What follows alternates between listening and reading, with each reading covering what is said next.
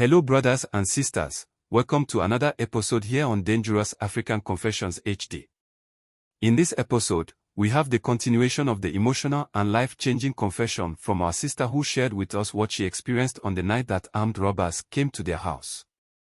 I will entreat you all to pay much attention to our sister's message to us all. I wouldn't want to take much of your time, so let us all go and listen what our sister has for us. Don't forget to please subscribe, share and like our videos. Kindly hit the notification bell so you will be the first to get notification to our videos when we upload.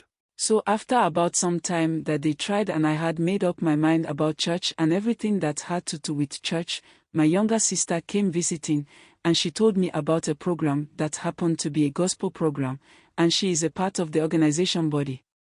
And as such, she wanted to give me a ticket so that I can come and witness it.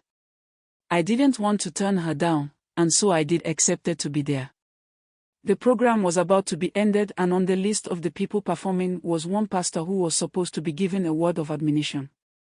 I had gone out to get something to drink when I heard the man talk about how God saved him and gave him a second chance in his kingdom. I returned to the place only to see this man who did cause me all my pain and grief. I got up and took a car back home. I honestly couldn't handle the pain as I watched him share with the people some of the things he has done. And he talked about what happened the night that the seed was planted in me. That was when I knew he was the one who caused me this pain and shame. I told my grandparents about it and they called my younger sister to assist them in getting to know the whereabouts of the pastor. Since she was not the main organizer and had just been asked to take up a role in the organizational activities, she didn't have access to the man. But then, she asked some of the people who were the main people in charge of the organization. Because she realized, my grandmother was serious about meeting the man.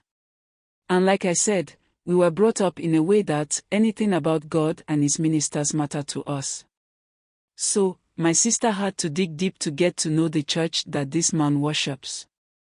She gave us the address, and we decided to go to the church. I mean, my grandmother and I decided to go there. That was according to my grandmother. She needed to see the man and have a conversation with him.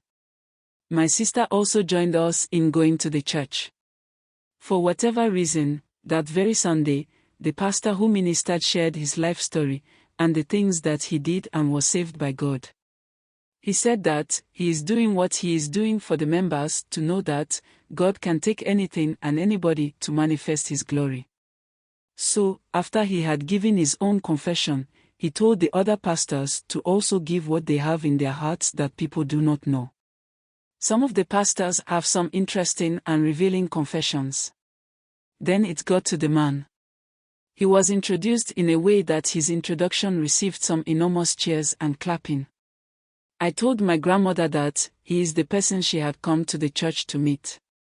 During his confession, he told the entire congregation of how he used to rob people. And even as a result of such acts that he was doing, he ended up having to send people to their early graves.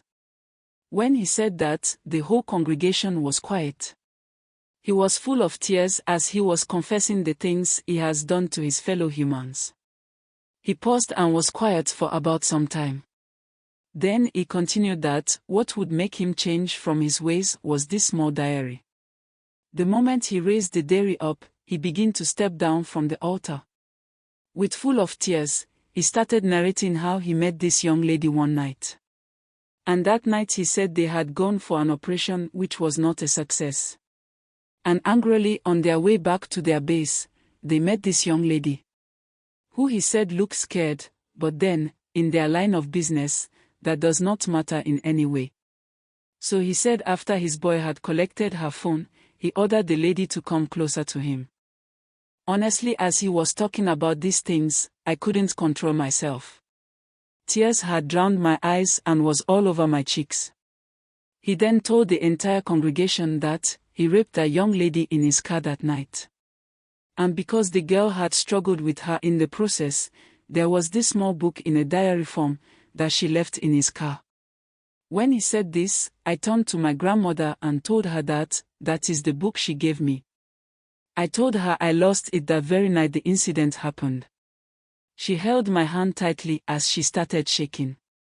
He told the congregation that he saw some information in the book that did talk about life, and the fact that nothing is hidden under the sun.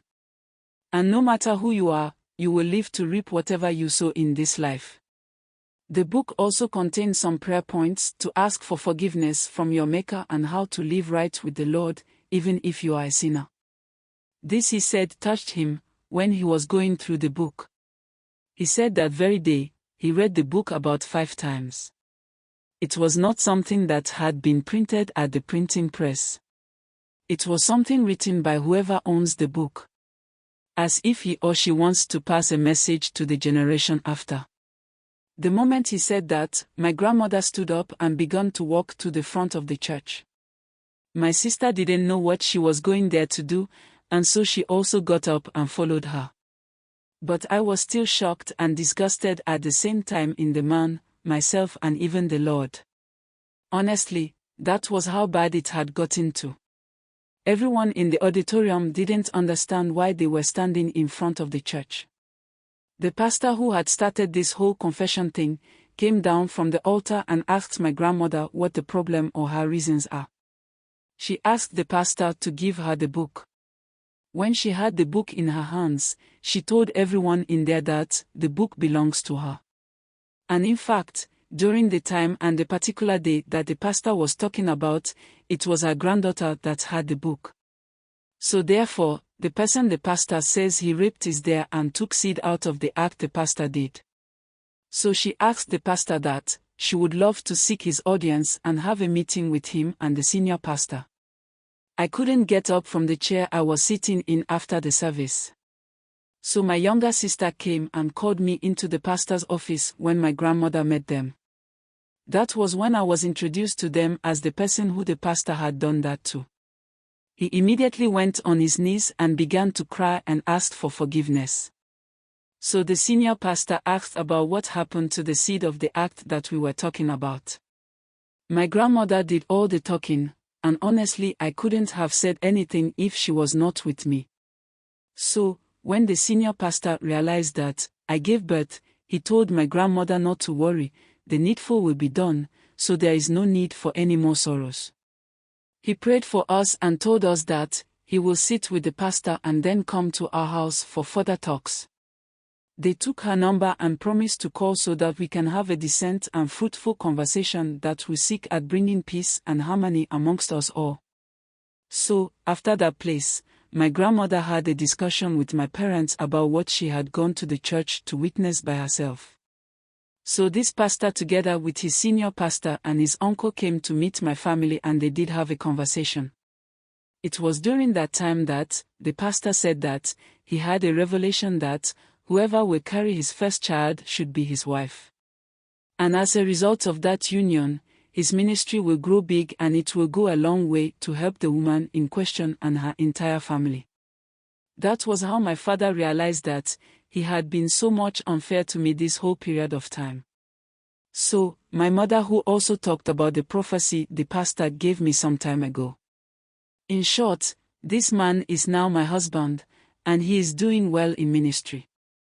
I have come to terms with the fact that nothing happens in this world without a cause or reason for that. So let us all learn to trust the living God, for He is faithful and just to fulfill in our lives what is good and meaningful. Let us learn to trust Him and abide in Him always, because with God by your side, there is no way you will ever be put to shame in life. Thank you for listening to me and allowing me to share my life testimony with you all. God bless everyone for your time. I pray we meet as one people together with our Father in heaven. Like I always say, these are not just stories for story's sake. They are meant for us not to make these mistakes our brothers and sisters are making. That's why we share these stories with you. After listening to this story, I will say that I leave everything to our viewers to foment and share their experiences with us all, if only you have experienced something like this. When we talk about religion, it becomes too a sensitive subject or topic to talk about with people. And so, I really restrain myself from commenting on such things. But one thing that I know is that, when something is destined to come your way, nothing in this world can stop it coming to reality. The only thing that can stop it from coming to pass will be you yourself and nobody else. The only thing that can be done will be to frustrate you, so you don't pursue what is yours. No demon or man born of a woman has any power of any creation of the Most High to stop what is theirs. And now to our parents here, even when your child does wrong, that is the most important time of the child's life to show him or her that you so much love him or her. And that you are ready to assist them in the next steps they will be taken, and not to make them feel betrayed by their own family. I just hope that we honestly take the important lessons from these stories to better our lives and decisions. I pray that we learn from some of these stories and live a better life. If not for anything at all, it pays to live a decent and better life. Stay blessed and be safe. Thanks for being a part of this growing family. Kindly share your thought with us in the comment section below. And if you are new here, please subscribe, like and share.